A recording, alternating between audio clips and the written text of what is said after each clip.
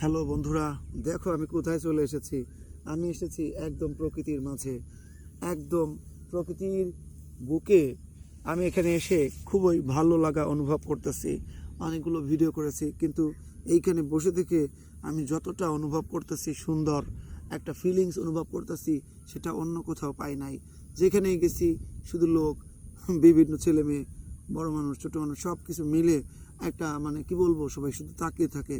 কিন্তু আমার তো কিছুই করার নাই। আমি এসেছি প্রকৃতিকে উপভোগ করতে, প্রকৃতির বুকে যে সুন্দরতম জায়গাগুলো রয়েছে সেগুলোর ভিডিও করতে। আসলে শরম পেলে কখনো গরম ভাত পাওয়া যায় না। মানুষ আপনাকে নিয়ে ট্রোল করতেই পারে, আপনার দিকে তাকিয়ে থাকতেই পারে, কিন্তু আপনি থেমে থাকবেন না। আপনি না খেয়ে থাকলে আপনাকে তো কেউ বলবে না আপনি কি খেয়েছেন, আসুন আপনাকে খাওয়াই। আপনার পকেটের টাকা না থাকলে কেউ বলবে না যে আপনার পকেটে টাকা না থাকলে আমার কাছ থেকে নিন, আমি আপনাকে দিচ্ছি। এটা কেউ করবে না। আমি যদি এখানে না খেয়ে থেকে মারাও যাই, কেউ খবর নিতে আসবে না। যখন হয়তো আমি মারা গিয়ে দেহ পচে যাবে, তখন চারদিকের মানুষ জানতে পারবে কিছু একটা হয়েছে। তখন তারা নাকের মধ্যে হাত দিবে, তখনও কিন্তু তারা ঘৃণাই প্রকাশ করবে। ভালোবাসার মানুষকে খুঁজে পাওয়া খুবই দায়। আপনার বাবা মা আপনাকে যতটা ভালোবাসে আর কেউ ভালোবাসে না। পরিবার পরিজন বলতে ছেলে মেয়ে, স্ত্রীকে বোঝায়। তারাও কিন্তু টাকা না দিলে, পয়সা না দিলে তারা কিন্তু রাগ করে। বিশেষত স্ত্রী কিন্তু চলে যায় নিজের বাপের বাড়িতে, যে সামান্য ভাত দিতে পারে না, তার কাছে থেকে কী লাভ। আসলে মানুষ টাকার পাগল, মানুষ মানুষের মনের পাগল নয়। আমি যেটা বুঝতেছি, ছোট কাল থেকে এ পর্যন্ত দেখছি, বাড়িতে টাকা না থাকলে কি বলবো, মানুষের কাছে টাকা চাইতে গেলে তারা কিন্তু কি করতো, বলে তোরা তো টাকা দিতে পারস না, ফেরত দিতে পারস না, তোদেরকে টাকা দেবো কেন। আসলে গরিব মানুষের অবস্থা এরকমই। তাই নিজের শক্তি থাকতে কাজে লেগে পড়ুন।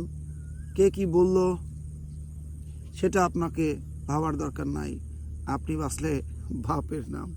আমাদের বর্তমান ছাত্রছাত্রীরা 2026 সালের পরীক্ষার্থীরা খুবই বিপদে পড়ে আছে। পরীক্ষার হলে সিসিটিভি ক্যামেরা লাগানো হয়েছে। তারা আর এদিক এদিক কিংবা এরকম করে নকল করতে পারছে না, অর্থাৎ অন্যের সঙ্গে নিজের দুঃখকে শেয়ার করতে পারতেছে না। এই দুঃখকে শেয়ার করতে না পারার কারণেই তারা মহা বিপদের মধ্যে রয়েছে। পরীক্ষার খাতায় নিচের দিকে তাকিয়ে লিখতে হয়, ম্যাজিস্ট্রেট সাহেব এসে এখানেই দাঁড়িয়ে থাকবে, এই ঘাড়ের কাছে দাঁড়িয়ে থাকবো, যে মামা কী করতেছো, বাবা কী করতেছো, সঠিকভাবে লিখতেছো নাকি খাতাটা উঠায় দেখবো যে ভিতরে নকল আছে কিনা।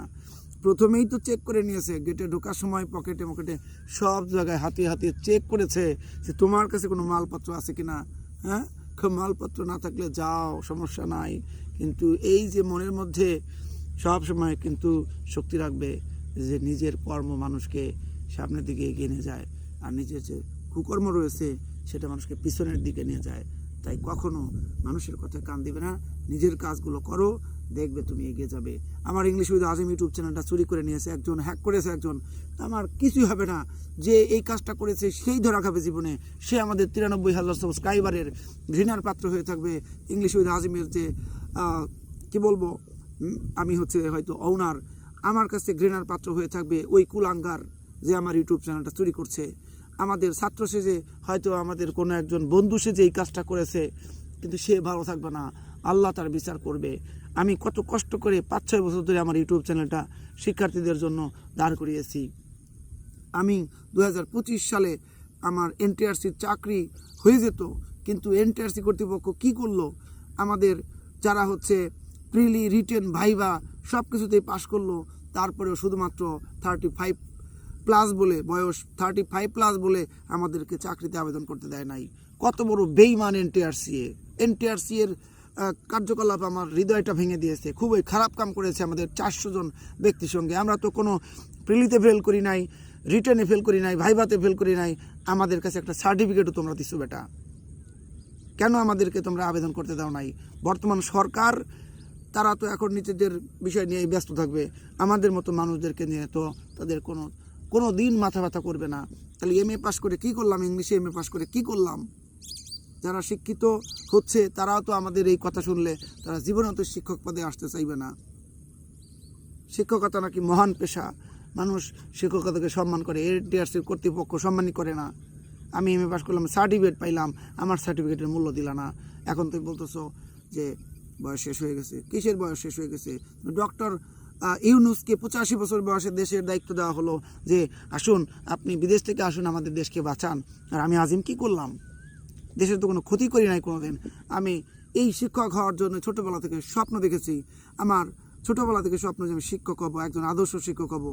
ইংরেজি শিক্ষক হওয়ার জন্য আমার স্বপ্ন ছিল হৃদয়ের মধ্যে, সেই স্বপ্নকে ভেঙে দিয়েছে এনটিআরসিএ। এনটিআরসির কর্তৃপক্ষ কোত্থেকে আসে আমি বুঝলাম না।